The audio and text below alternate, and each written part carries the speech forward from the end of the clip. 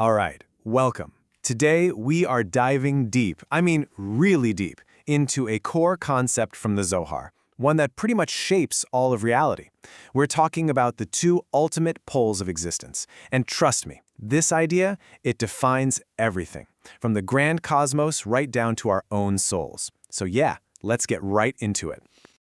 Okay, so our journey really kicks off with this incredibly powerful, almost cinematic image right out of the Zohar. It describes something called the Ketz Deshmala, which literally means the end of the left. And you can just feel it, right? This is a fundamental cosmic split. On one side, you've got this serene, almost peaceful, life-giving light, but on the other, a chaotic storm of darkness and fire.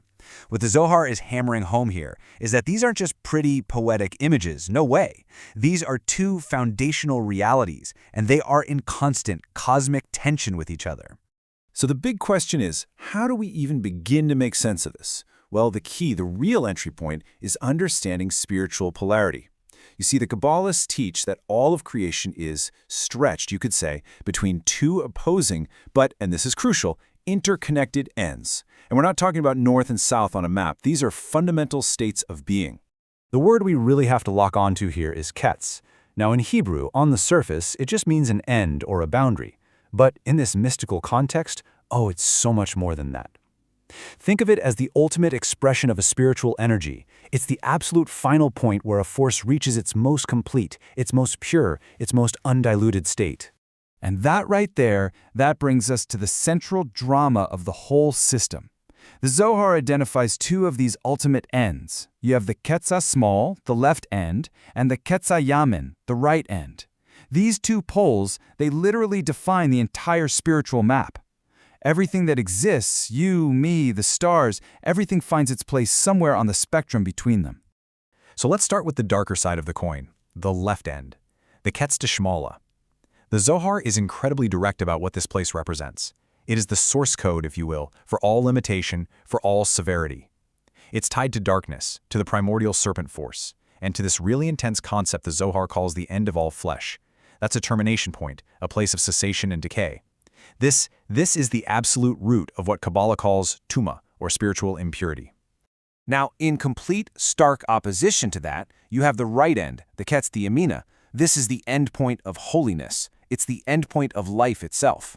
I mean, where the left is all about limitation and walls, the right is about infinite expansion and what's called loving kindness. It's tied to completion, divine mercy, and the world to come, this idea of a perfected state of existence.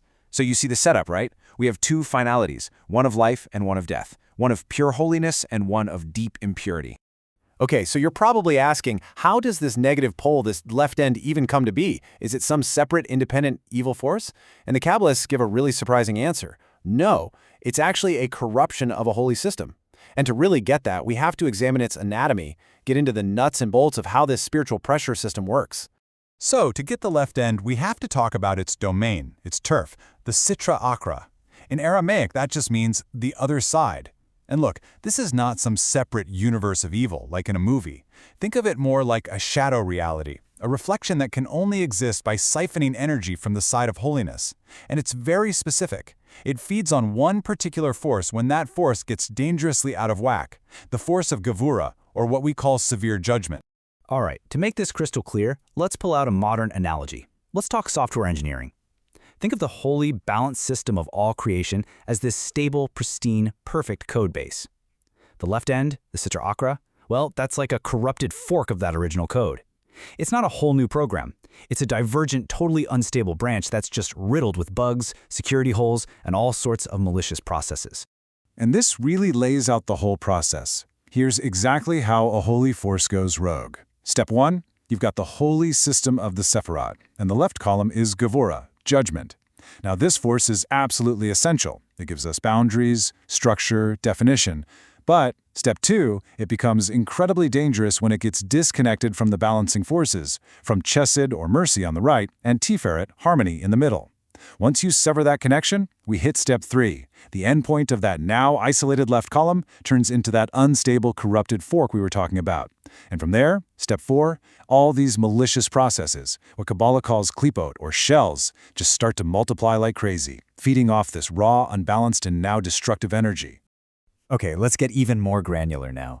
This unbalanced force of judgment, it doesn't just create some vague badness out there. No, it manifests in very specific archetypal forms and even colors. This is like the spiritual physics of chaos, and believe it or not, the ancient texts give us a surprisingly detailed schematic. Yeah, check out this quote from a classic Kabbalistic work, Pardes Romanim. It's so revealing. It tells us that Gevurah has two main color expressions. The first is red, which symbolizes the intensity of judgment. And that's a necessary fire. You need that. But when that judgment gets unbalanced, when it becomes harsh and cruel, it takes on a second aspect, black. And that black represents despair, death, and what they call the destructive fire of Gehinnom. So red and black, those are the signature colors of the left end. So we can actually break this down visually. The raw power of unbalanced judgment, which is also called din, it expresses itself in these main ways. You've got red, which is archetypically linked to the character Esau and the kingdom of Edom. Think raw, untempered, passionate strength. Then you have black, which is that final endpoint of death and despair. And what's really interesting is that some texts also bring in green, but not a healthy green. It's a chaotic, sickly green associated with tohu, the primordial state of chaos before creation was ordered. And it's not just colors, there's a directional component too. The Zohar and other sources point to a specific cosmic direction for this force, the north, or tzafon. See, the south is always associated with the right side, with chesed and warmth. The north, on the other hand, is the cosmic cold point. It's the direction where judgment naturally intensifies. So that breach in the system, the weak spot where the Sitra Achra can push through, it's located in the cosmic north. And this really gets to the heart of the structure of the other side. Remember, it isn't an independent creation.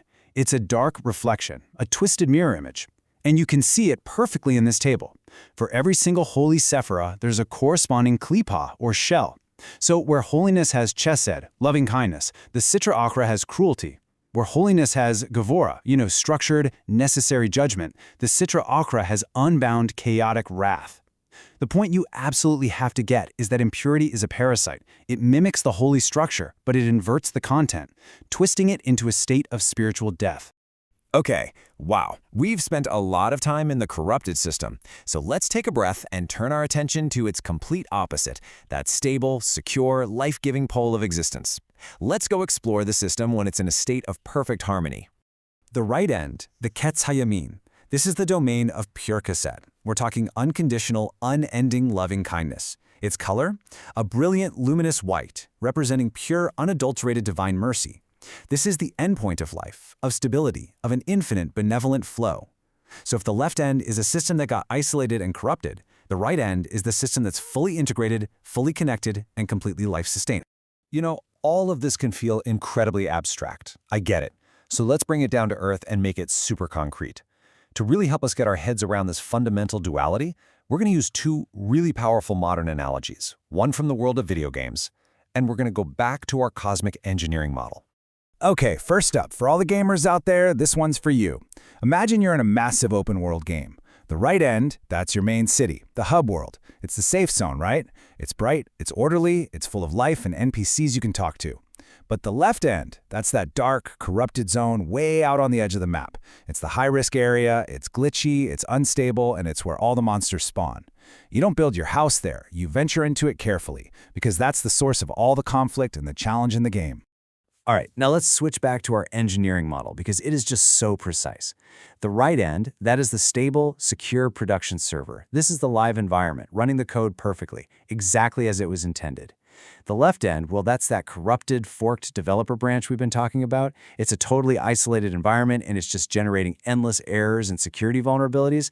And if those ever broke out and got into the main server, they would crash the entire system. Catastrophe. So here we are. We've got two opposing ends. One is secure, life-giving system, the other a corrupted, death-dealing one.